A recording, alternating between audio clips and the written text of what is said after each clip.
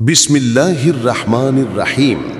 আল্লাহর নামে শুরু করছি, যিনি পরম করুণাময়, অতি দয়ালু।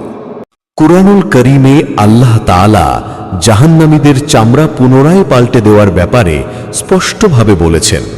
এ বিষয়ে আয়াতটি হল, ইন্নাল্লাযীনা কাফারু বিআয়াতিনা সাওফা নুসলিহিম নারান কুল্লামা নাদজাত জুলুদুহুম বাদদাল্লাহুম জুলুদান গায়রাহা লিয়াদুকুল আযাবা ইন্নাল্লাহা কানা আজিজান হাকীমা। অর্থ, যারা আমার আয়াতসমূহে অবিশ্বাস করে আমি শীঘ্রই তাদের আগুনে দগ্ধ করব। যখনই তাদের চামড়া পুড়ে যাবে আমি তাদের অন্য চামড়া দিয়ে তা বদলে দেব, যেন তারা শাস্তির স্বাদ নিতে থাকে। নিশ্চয়ই আল্লাহ পরাক্রমশালী ও প্রজ্ঞাময়। চামড়া কতবার বদলানো হবে? হাদিসে এর সুনির্দিষ্ট সংখ্যা উল্লেখ নেই, তবে কিছু তাফসীরবিদ বলেছেন যে এটি অসংখ্যবার ঘটবে। যতবার তাদের চামড়া পুড়ে যাবে ততবারই নতুন চামড়া সৃষ্টি হবে।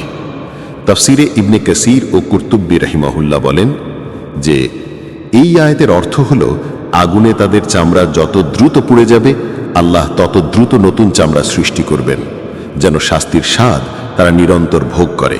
কিছু বর্ণনা অনুসারে ইবনু আব্বাস রাদিয়াল্লাহু আনহু থেকে বর্ণিত আছে যে জাহান্নামীদের চামড়া একদিনে ৭০ বার পর্যন্ত বদলে দেওয়া হবে। তাফসীরুল কুরতুবী আর নিসা ৫৬ আয়াতের তাফসীরে উল্লেখ আছে। তবে এই বর্ণনাটি মারফু নয়, বরং এটি সাহাবীর ব্যাখ্যা, তাই নিশ্চিত সংখ্যা আল্লাহই সর্বাধিক জানেন। সংক্ষেপে কোরআনে বলা হয়েছে যতবার চামড়া পুড়ে যাবে ততবার বদলানো হবে। তাফসীরে ইবনু আব্বাস রাদিয়াল্লাহু আনহু বলেন, একদিনে ৭০ বার পর্যন্ত হতে পারে। আসল সংখ্যা আল্লাহ তাআলাই জানেন। ভিডিওটি ভালো লাগলে আমার ইউটিউব চ্যানেলটিকে সাবস্ক্রাইব করবেন, আমার ফেসবুক পেজটিকে ফলো করবেন, লাইক ও কমেন্ট করতে ভুলবেন না, ও প্রত্যেক মুসলিম ভাই ও বোনের কাছে ভিডিওটি শেয়ার করে দিন। এতে ইসলাম প্রচারের দায়িত্ব আপনিও পালন করবেন। জাযাকাল্লাহু খাইরান, অর্থ আল্লাহ তোমাকে উত্তম প্রতিদান দিন। আসসালামু আলাইকুম ওয়া রাহমাতুল্লাহ। Thanks for watching.